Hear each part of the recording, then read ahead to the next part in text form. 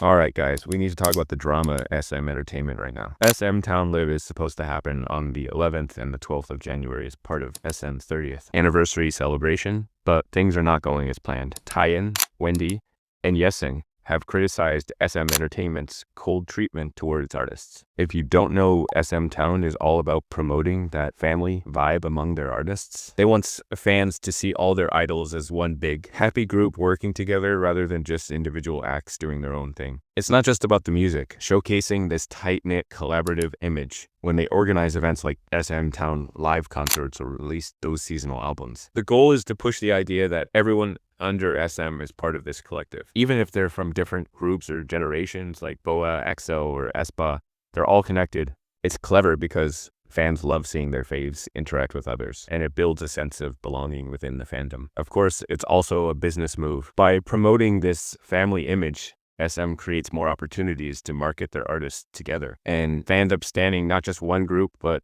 the entire company. But it's not all smooth sailing. The controversy started when a ticket-selling platform announced that Taeyeon from Girls' Generation wouldn't be participating. Some fans, understandably upset, wanted to cancel their tickets. The platform ensured smooth ticket cancellations and refunds without any charges. And that's how fans found out about Taeyeon's absence from the event. Clearly, Taeyeon doesn't think the company is living up to its commitments. She was visibly upset and even sent some messages to address the situation. When some fans accused her of lacking motivation, she had to clarify her side of the story on Bubble. Taeyeon explained, "I wanted to put on an amazing performance and was eager to prepare 2 or even 3 songs. So I told the company and waited. But to put it simply, they didn't make the preparations, so I ended up not being able to perform at all. It's a shame. SM should better support their artists, especially someone as legendary as Taeyeon." Addressing the hate toward her, she continued, "It's absolutely not because I lack motivation or don't want to do it. I'm just sincere when it comes to performing, and I want to put my heart into it and do my best. That's all I want. But because I wasn't properly supported, I'm seriously wondering what is really going on here. I'm sharing this with you, Sons, because I'm worried you might misunderstand me, even just a little." Taeyeon also expressed her frustration when one fan asked, "The company must have had its own circumstances, right? I'm sure it's a difficult situation for them as well." To this, she responded, "Their circumstance was that they forgot, so I guess it would be a difficult situation for them."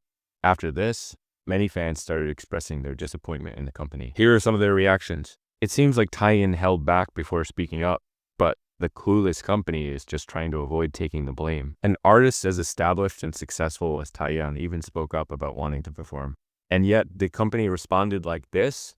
This feels like ground for contract termination. Why aren't they doing their job? SM acts like a big company in name, only it's run like a corner shop. They really think they're top tier, but no real major company operates like this. They don't take care of someone like Taeyeon, yet they protect people who cause scandal after scandal. How does that make any sense? Treating Taeyeon like this? What's wrong with them? This company is seriously insane. They forgot? Is this real life? Okay, in this case, I might give SM Entertainment the benefit of the doubt. Maybe they genuinely forgot to inform Taeyeon that she wasn't performing, or something got lost in communication. I mean, I don't know how someone can forget Taeyeon or something this important, but let's say they did. Sure. I believe they didn't intentionally ghost their artists or purposely hide this from fans who were so excited to see her. But how can this happen twice? Apparently, Wendy addressed a similar issue of miscommunication, or whatever you want to call it, on the same day. Wendy spoke with fans to clarify her position regarding the announcement of her absence from the concert. She said, "You may have already seen the announcement, or maybe you haven't yet, but the discussions with the company happened over a month ago, and the official notice only went up today." What I think happened here is that SM got fans' hopes up, making it seem like Red Velvet would perform as a full group, just like they did with Taeyeon. Wendy had informed the company over a month ago that she wouldn't be able to participate in the event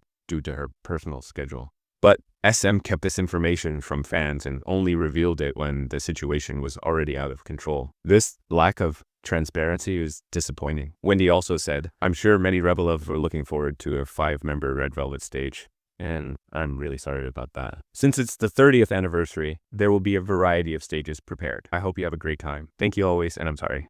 Then we have Super Junior's Yesung, who also shared his disappointment regarding the upcoming event. Yesung confirmed that he will be participating, but he made it clear he's not entirely happy about it and has mixed feelings. He stated, "Since it's an event for the company I've been with for over 20 years, I'll try to participate as much as I can, but I didn't really get to contribute to the album's music.